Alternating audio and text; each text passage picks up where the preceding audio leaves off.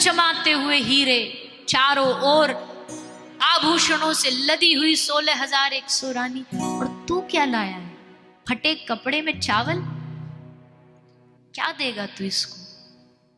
हाँ, मैं जानता हूं मेरा कृष्ण और कुछ नहीं देखता, मैंने उसके साथ बचपन बिताया है, वो मुझे मित्र नहीं बनाता। अगर वो केवल कपड़े देखता तो मेरी यारी उसी दिन ठुकरा देता जब वो गुरुकुल में पढ़ता था। मैं राजकुमार हूं और ये साधारण इंसान, इसके साथ मैत्री।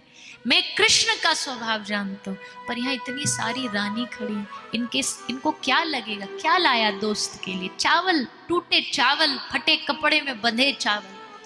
घबराने लगे सुदामा, कैसे दूं? हिम्मत नहीं हो रही, काक बगल से दबे चावल, छुपा रहे हैं अपने आप को।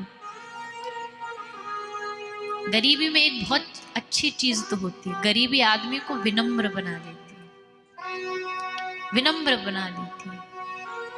कैसे दूं श्री ठाकुर जी को तंदुल चावल, कैसे दूं?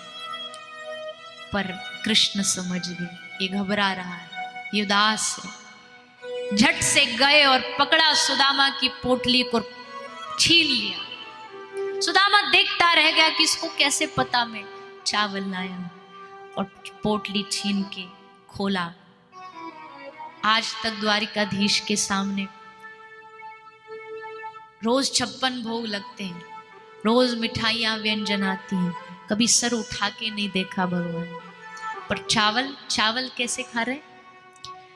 भूखे से तुम खाने लगे, भूखे से तुम खाने लगे, भूखे से तुम खाने लगे, भूखे से तुम खाने लगे।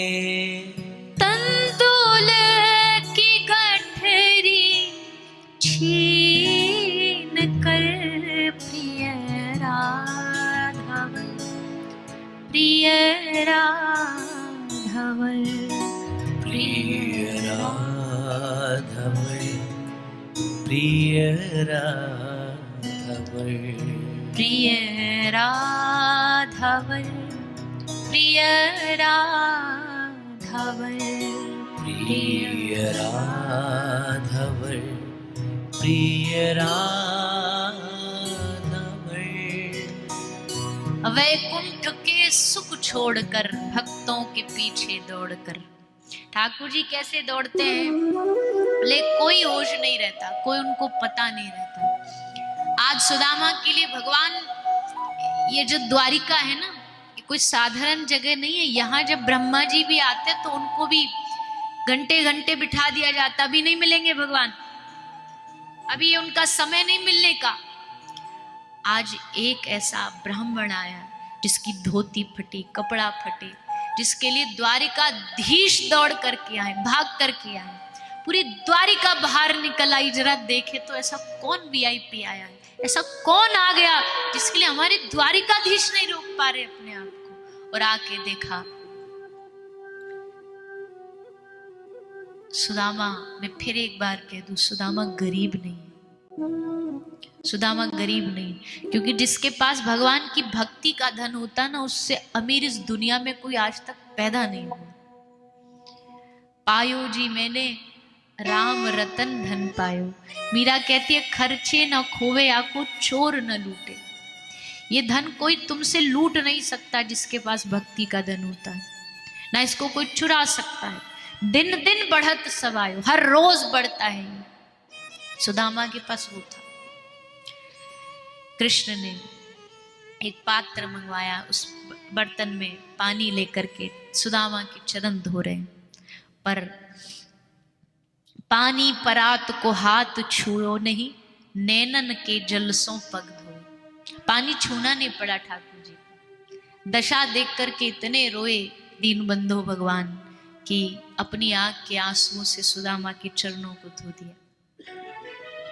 सुदामा कैसा है तू, मेरी याद नहीं आई तुझको कभी? सुदामा ने कहा कृष्ण मैं जीता तेरे लिए हूं।